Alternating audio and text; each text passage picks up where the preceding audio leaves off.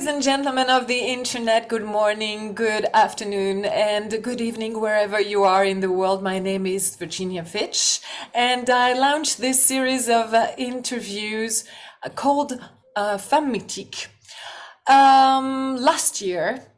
And I wanted to inspire all the women in the world by interviewing other women and strong women and the best women in their fields, so that women who listen to us, who watch us, are inspired and know that whatever you want to do in life, you can do it, you can achieve it, you're gonna make it. And today, my first guest is Leila, also called the Fashion Slayer. Good, hello, because I don't know where people are going to be. Hello, Leila. Can you introduce yourself and tell a little bit of yourself, what you do, and where you are based for our audience? Thank you. Sure. Thank you so much for having me. I'm really honored to be on your platform. Thank you. Sure. So I'm Leila. The Fashion Slayer is my handle on Instagram. A lot of people know me from Guru Jagat, who is my teacher.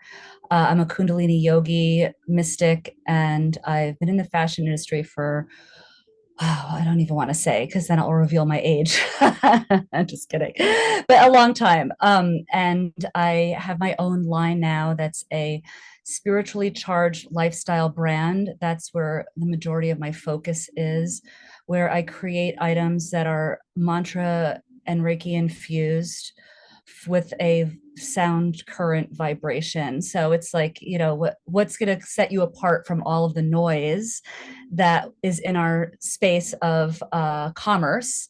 And this is what I really feel is the future, and where my focus is right now, as opposed to like fashion. I used to work under a lot of mass market. I've done, you name it, I've done it. Types of handbags, mostly accessories, but apparel as well for other people, built brands, and now I'm building this for myself. That's So, great. That's oh, great. and I'm based on the East Coast. I've been in New York a long time. I've been up in Connecticut with my mom since COVID. A little bit of just, I don't know, ever since COVID, I've had this pull towards nature in Connecticut, and she's got a really beautiful place. So I've had to tap into that. Oh, that's great. That's great. I Yes. love what you're doing. I love what Thank you're you. doing. So back to my first question for you. Let's start. What was the greatest fear you had in life, and how did you overcome it? Okay, let's see. I guess my greatest fear in life, I'm going to say, just because this is like really a more recent one that I've been dealing with, that I think I've always known I've had it, but Guru Jagat really has inspired me to not care what other people think of me. I Mhm. think that is the biggest fear of, because it doesn't matter. I mean, what really ultimately matters is what we think of ourselves, how we view ourselves. And that was something where, as a child, was teased a lot. I never really fit in. Being from Connecticut, I always was a redhead, always was a little bit outside the box in the playground setting, or like, lunchtime, or when there was a lot of kids coming at you, it was very challenging. And I cared too much, get teased. And I think that was very traumatizing. If I understand you well, the very confident woman that I see right now is telling me that you're afraid, or you were I afraid. was, I was, I mean, it's a more recent thing. It's a real liberating, I would say it was like really, and it could be subconscious, I don't think, I think it was brought into my conscious more recently, that this is something. I mean, I still struggle with it sometimes. I think it's an old program that just goes back to childhood. You have these ingrained pathways in your brain that it's easy to like, oh, I'm going down this road again. But with the technology that we have with Kundalini, with remembering, okay, no, that's not who I am. That's not my sole purpose. But yeah, I mean, that's something where it's like, wow, I really still care what people think of me. Like, no. And she's the one that really had brought that to the forefront and empowered, I mean, I think that's my biggest fear is like, what, even myself, if I'm, what people think of me, and then like, how can I beat myself up? Like it's like it's a twofer, like you're get addicted to like, it's easy, that programming to like, oh, you're not good enough, you're not, it's like it kind of, So so what did you do? So because this is a fear that many people and many women know. So what did you do exactly to overcome it? So what did you like? Did you practice more? What kind of practice did you have? What I would say the it, con the easiest go-to I have right now to overcome that is something that she gave me, Guru Jagat gave me when I was in immense grace, which is that I need to look in the mirror naked and say, you are, I'm bountiful, beautiful, blissful, in the eyes, naked for 3 minutes. And even if I don't have a mirror, I can't be naked. Like if I go to that, that seems to help reset the whole, because it's like, I'm bountiful, beautiful, blissful. It's like, it's the, because what our inner voice is, that is so powerful, and that almost kind of like trumps everything else. Mhm, mhm. She gave that exercise to Alicia Keys too. Yeah, it was the same time. I was like, I saw that Alicia Keys posted that, and I was like, oh my god, I'm in good company. Okay, this is amazing. Yeah, yeah, Yes, yes. Okay. yeah. So women try that if you can. And sometimes it's difficult for women to look in the mirror and say beautiful things. So this is also I'm going to speak to that as well, because I think that there's this whole agenda about narcissism, which is misunderstood, because people think narcissism is a negative thing, and it's not. And I mean, it can be. There's a polarity, right? Or a planet, there's a polarity, there's a negative, there's a positive. But the positive thing about narcissism and looking at yourself in the mirror, it's empowering you. Like, it's good to get comfortable with yourself. And that's what narcissist was doing. He was getting comfortable and powerful. And I think that we're programmed to think that that's a bad thing. And it's like, as long as you're not harming someone, empower yourself, right? exactly, exactly. I love that. Thank you so much. Thank you. No. Thank you. Thank you. What was the most difficult challenge you encounter in your life? And how did you manage to go back on track after that? I would have to say, I guess my marriage that failed, but I don't really see it as a. I've been wrestling with this too, and it's funny because we split up. Wow, it's almost, is it almost 20 years? God, time just goes so fast. 2005 was and I is was I finally got out of my marriage, my abusive marriage. And we talk a lot about the relay and arts and stuff, which I didn't have the technology or the practice back in 2005. And I was using a lot of marijuana and drinking, mostly pot. I was like high all the time. And I was on psycho meds as well, because I was depressed and felt stuck. And I finally felt the courage that I could get out of this. And I must have just like was tapped in. I think also I had a really beautiful apartment with my ex-husband, and it was like, and I was scared. I thought I could really trust him, and he isolated, like, and I allowed myself to be isolated. I'm not going to be like, oh, he did all these things to me, because I let him. I lived next to a police station, okay? And he bit me one night so badly that it left a mark. And I didn't like have the self-confidence and the self-respect to go next door and be like, my husband just bit me, and put it on record, which I should have done. I don't know what I mean. I don't know who that person is in me anymore. So it's hard for me to tap in. But it's like, you hear other people that had abuses like this, and they went to the the police station or they reported them. I'm like, why didn't I do that? Like, wow, I don't know who that was. Anyway, this all of this to say that like, thank God I got out of that. Um, I think that I just had a really strong support system around myself back then, and people that really helped me, which, you know, it's hard. Sometimes I think that I'm alone. Now I really feel like I have the shungit, but you know, people have always been there for me, and I'm really very grateful for that. But it's you know, that really, and I had a great lawyer, and I got a great job after that. I was working for Mark Echo in fashion, doing actually 50-cent G-Unit handbags, and that helped get me back on my feet. And even though the fashion industry can be very toxic, it's a very toxic work environment. Most creative fields can be, but yeah, that really, I'm very grateful for. I feel like I manifested that somehow. You know, looking back at it, it really.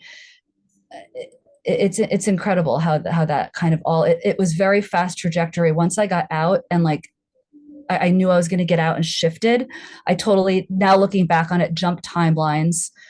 Someone came into my life that was also going through a divorce, gave me my lawyer, and it just kind of like, and then I got the, you know, got the job, got the apartment, got the, it was really kind of amazing. So Wow. yeah. Thank you. Thank you for sharing. No, thank you for letting me speak into it. It's, you Yes, know, it's thank very you. important. I mean, from the beginning, what you've been saying, it's very important for women because so many women are concerned and have the same experience. So I can understand why you didn't go to the police because there was, you know, probably a shame or something, Right. or being like stuck with the marijuana or something like that, or, you know, like being in a fog because and sometimes you just don't dare to go and ask for help because you're afraid of people, because you said that you've been afraid of what people would think of you. Uh-huh. Yeah, that matches, right? Well, it's interesting too, because I look back on it and as well. And so you know, I don't know if I ever really loved my ex-husband. I think he was safe for me. At least I thought he was. And he also is the projection of what my family, my cousins, who I was hanging out with a lot at that time, who they thought I should be with. And Mm. so I like settled, and you should never settle. And so there's a lot of fear connected in this too, where it's just like, you know, am I going to be alone for the rest of my life? I want to get married and have kids. I want to, and then I realized that like, this is not the person I want to get married and have kids with. Yeah. And so, and it's just like, and the abuse, it just got, but you know, you isolate too, especially these weird, yeah, it was a strange, it was a very stuck, strange situation. And I'm very grateful to be out of it. I can imagine. Yeah. Okay.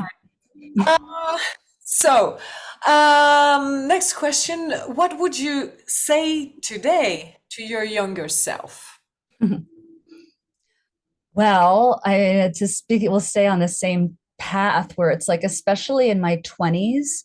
And this is when I met my ex-husband and was hanging out with my cousins a lot in New York City. I was NYU film student and was doing amazing things.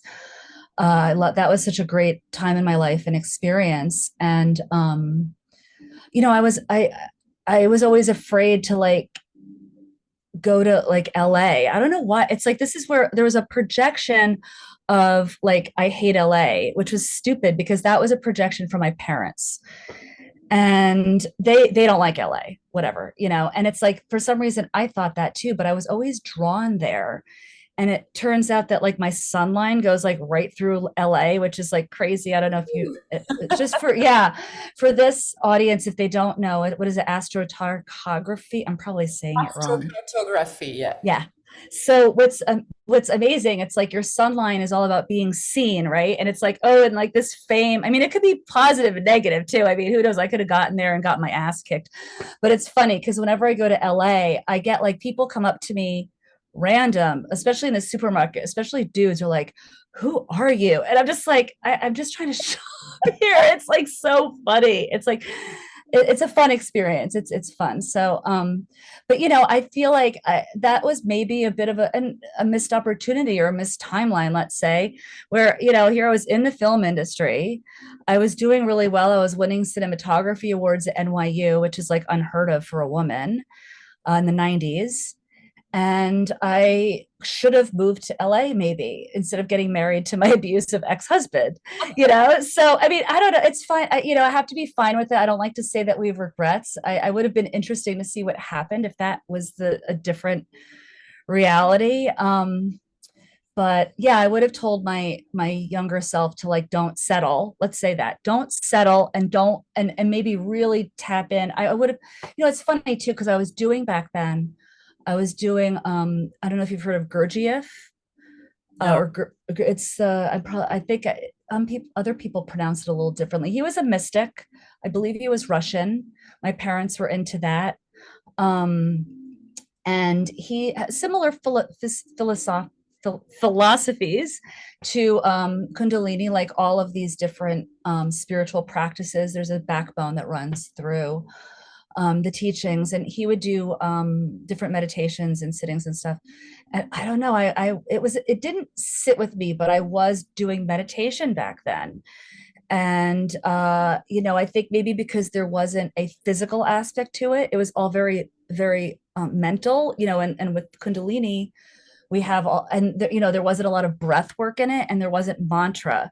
So you only have one wheel. You have the meditation wheel. You don't have all four other, the three other wheels. It's kind of like a unicycle. You're not going to get very far, right? And I was smoking pot that don't do drugs, kids. No, I'm just kidding. It's like everyone has to have their own thing that gives them energy. But this was something that even one of the people that was like, or the like one of the higher ups was like, don't smoke pot, because it's like you're cheating yourself. You're not really getting there. And it pissed me off. And so I dropped that and was just still smoking, because I'm like, it's working for me. It's giving me energy. I'm making all these films. I'm being creative. And I think that maybe just knowing to go and tap into your authentic self and learning earlier would have been nice. But yeah, I'm here now, so that's what matters, really. Exactly. No regrets. No. Mm, what would be your advice for a woman who is stuck in her life, has a dream, and doesn't go for it?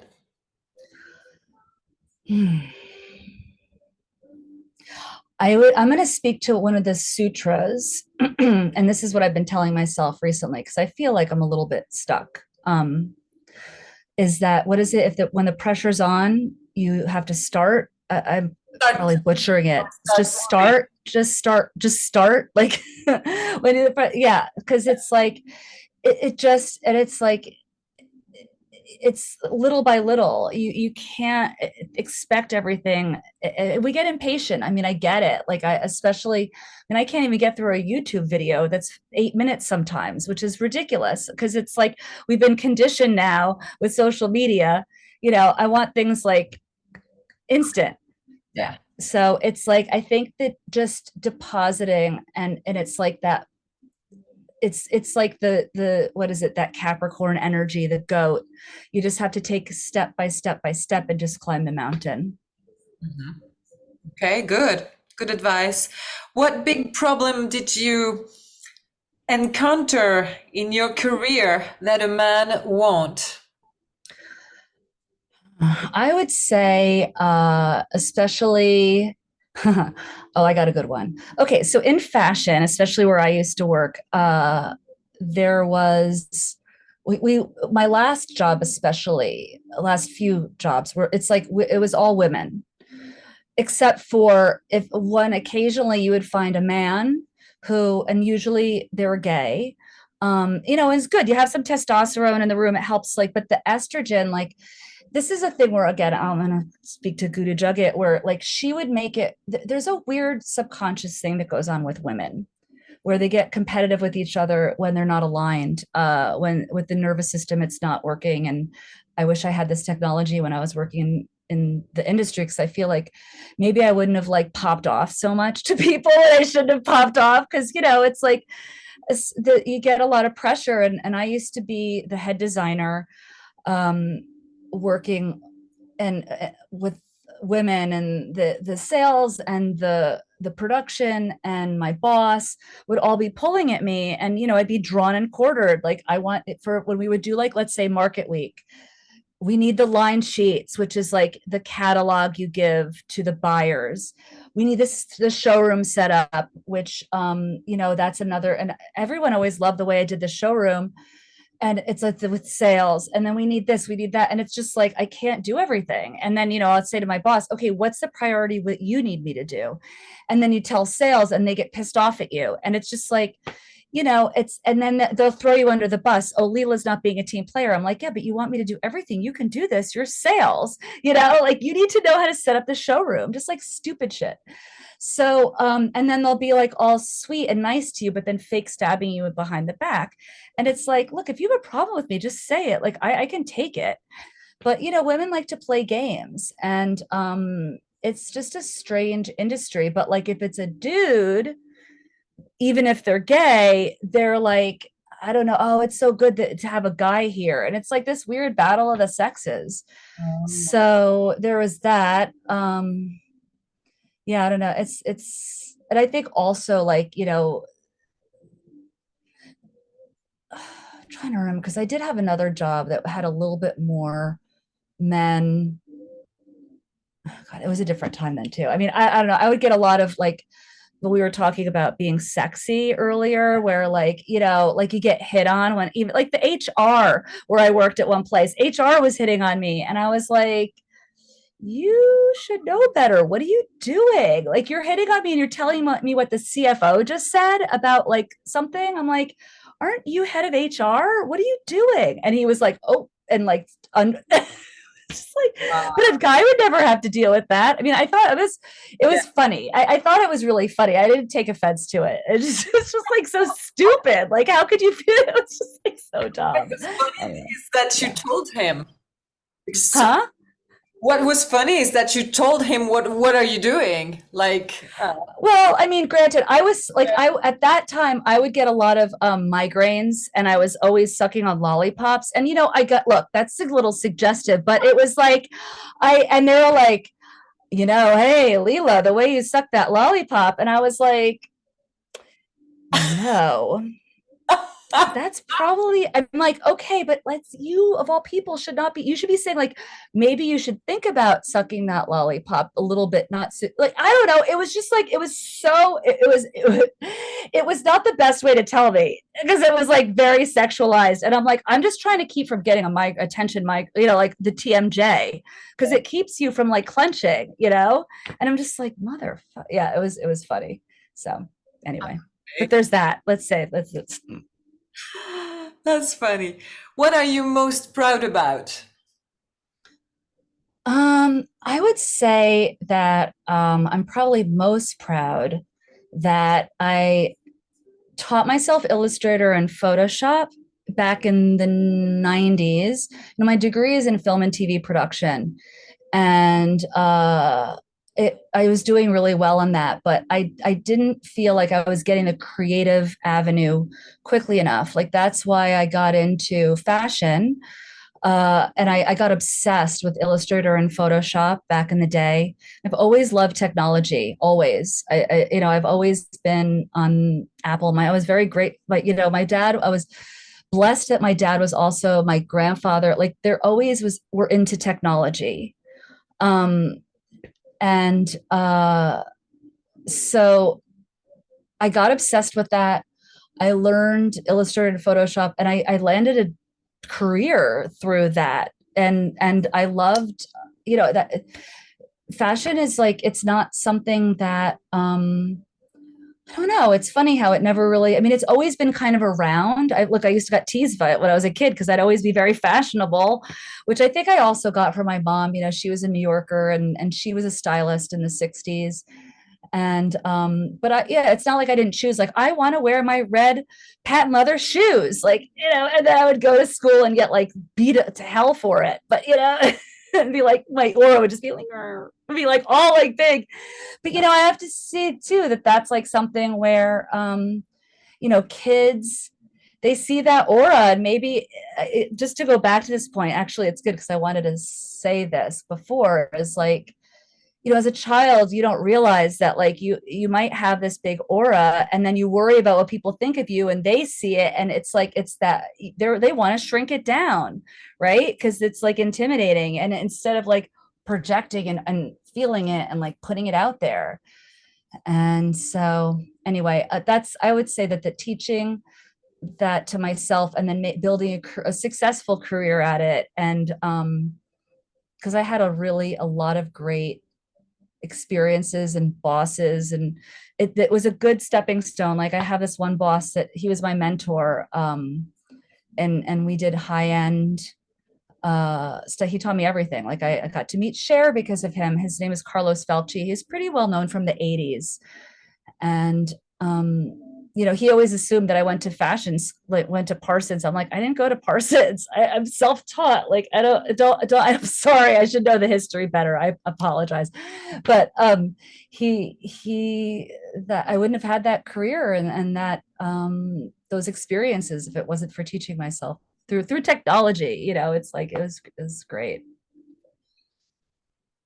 That's great. What does it mean for you to be a strong woman in the third millennium? Or should Um, yeah. it be Aquarian age?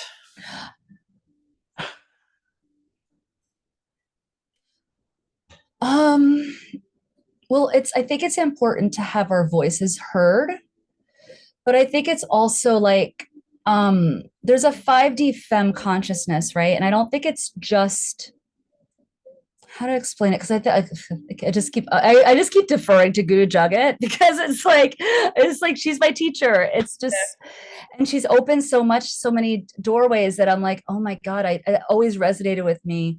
But she says it so well, where I think it's like with the 5D femme consciousness, it's like, yes, I'm a create, I could create, I have those biological aspects of my body that I am a creator. But I think it's also a consciousness where a creation consciousness where you could also that everybody needs to tap into. Every human being needs to tap into this creation consciousness and elevate and meditate and get into this higher realm, because this is how we're going to expand and make this world a better place. If we're creating, otherwise it's just the opposite. We're destroying things, and there's a lot of divide and destruction going on right now, and this is an energetic that I think is very important for all of us to tap into. um I I know that it's something where I feel like I could get pulled between that 3D and 5D consciousness because the pull is strong. But that's where I just like I think it's so important the work anybody does, like creation. People say, oh, I'm not creative, or I don't know how to. Everyone needs to be creative these days, because otherwise it's just like you're being destructive and to yourself, to others. And yeah, I think it's important to create, if you can, every day, something, anything, because it's like tapping into that mindset. Right. So being a strong woman is being a creative woman. Yes. I think that's beautiful. As a little girl, what did you dream about for your future life? And how close are you to this dream? Well, it's funny. I always dreamed of having a family and a soulmate, let's say. But it's funny because I wonder also if that's like that Cinderella Disney complex that's kind of programmed into us. But Was I it, was always a romantic. Pardon? was it really your dream? But I mean, I definitely so it's hard. This is another thing that I've been wrestling with, and I think where it's like, you know, the whole thing with my ex, and I went into that, where is that mine or is that not? So but I also like being independent. It's I wrestle with the two different push and pull. But no, I definitely feel like I've always wanted to be connected with a partner and have that relay. And it's challenging finding someone that I align with in that way. I've settled a lot, and I just feel like I can't do that anymore. And I'd rather be alone. So I don't really know how close I am to it. I feel like I'm close to meeting that person because I'm calling in, meeting that person and building something. What Um, what would you say? Sorry to interrupt you. no, no, please. What would you say is the most difficult right now? Because you are a beautiful woman. I told you you're sexy, embrace it. And you're like, yeah, it's difficult to meet someone. I think also that many women are in this situation. First, there Yeah, are not so many men. So, and not so many available. So, yeah. but then there is something else that I can feel behind your words. What's the most challenging for you? Because I can guess what, but if you God, I can't would love to.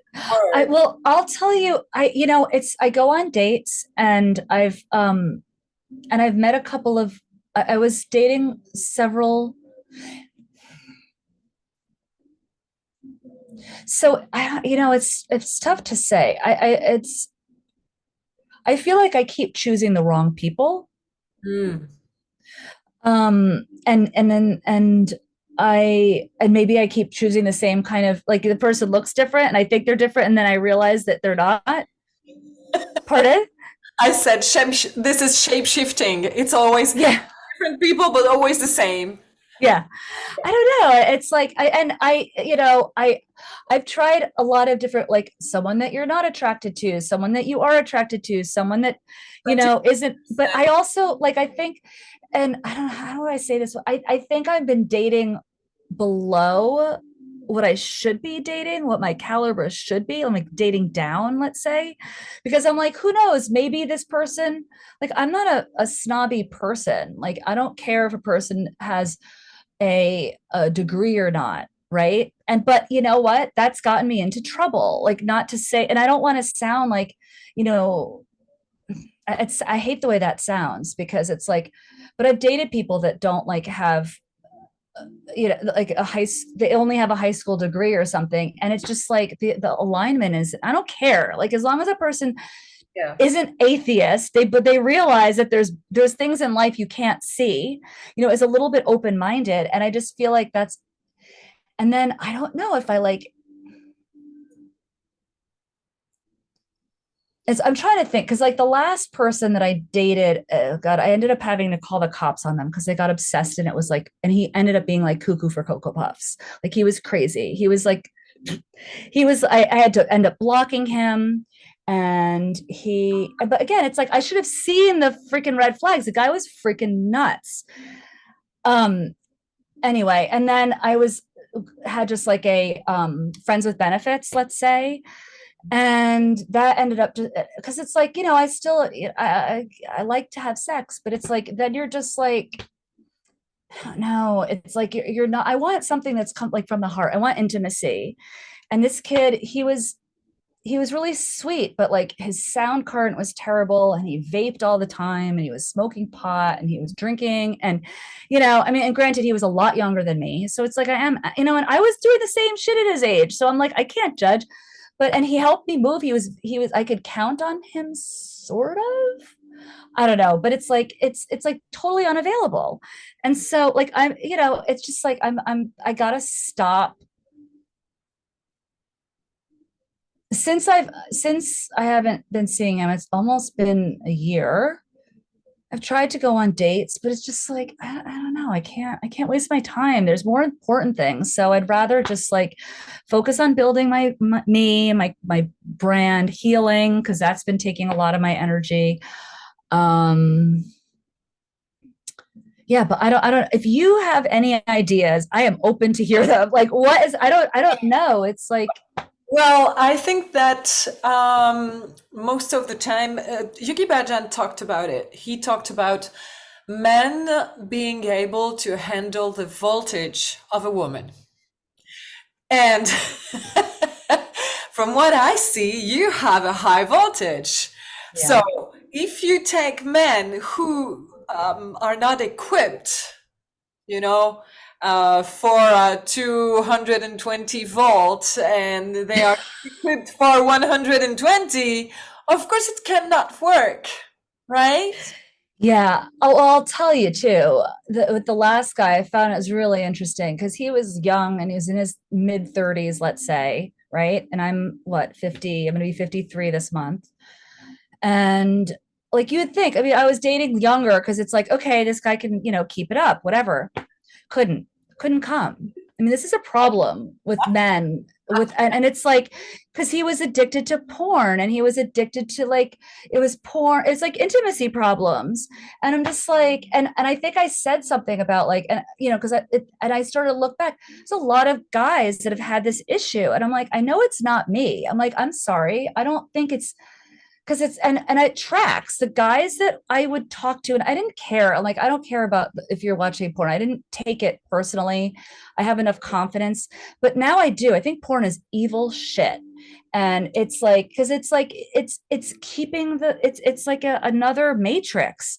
The guys it's just dangerous. It's another way to divide people. It's like the fact that you're in your 30s and you can't finish, like that's a problem. Are you doing?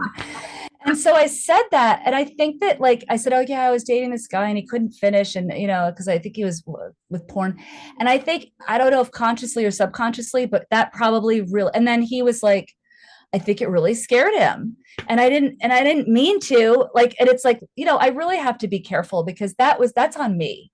Like I thought maybe I was helping him and that's not helping. That's emasculating, and you don't want to emasculate men. No matter, it's just wrong. That was an ego thing and a trip like for me. And I just, who the hell am I? So whatever. So maybe that's why, right?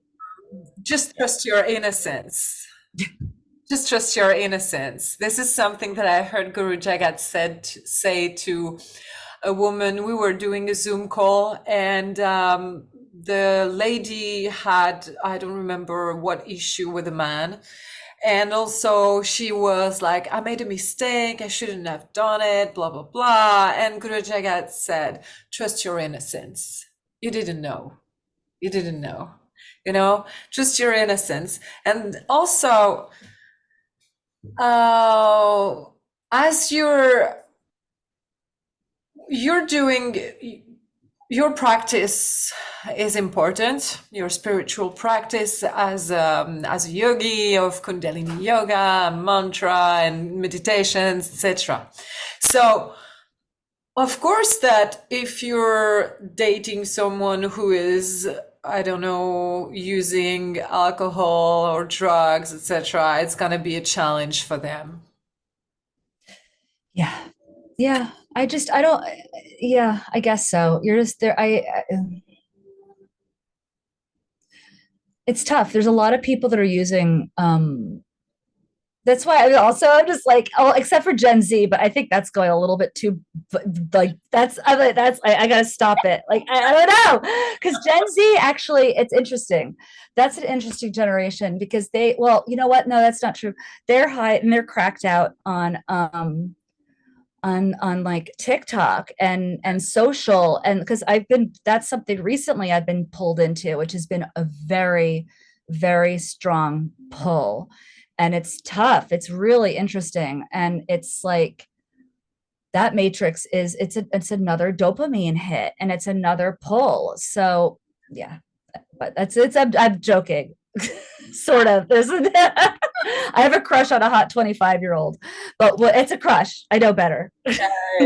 So, coming back to this question, how close are you to this dream? So, what I heard from what you say is that you are not even sure that it was your dream finally to, be with someone and No, I think it's the projection of how the relationship was or how it should be in society.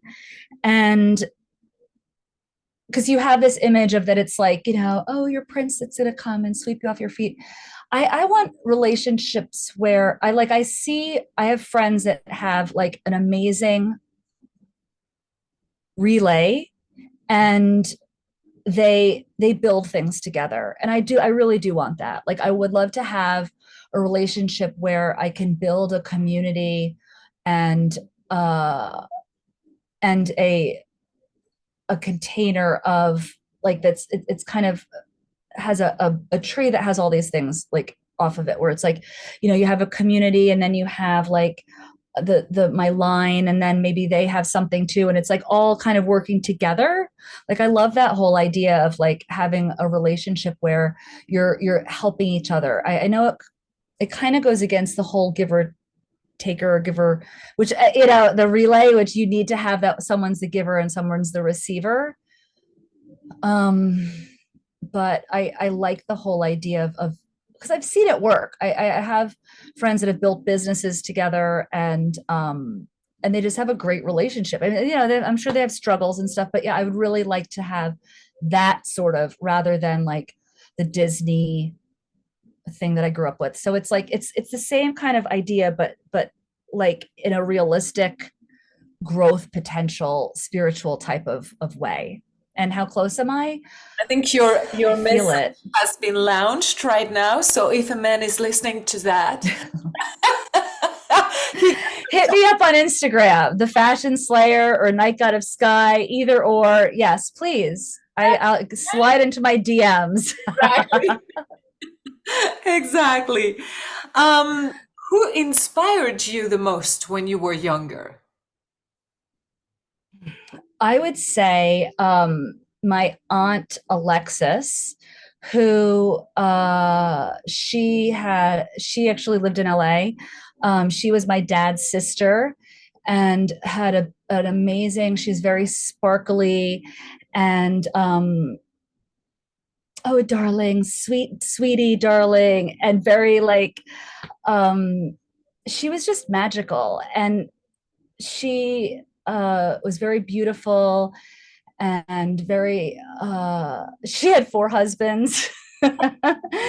And she was like she always loved animals, and she was vegan before it was a thing, and she just was a caring, like she cared for people and was a romantic.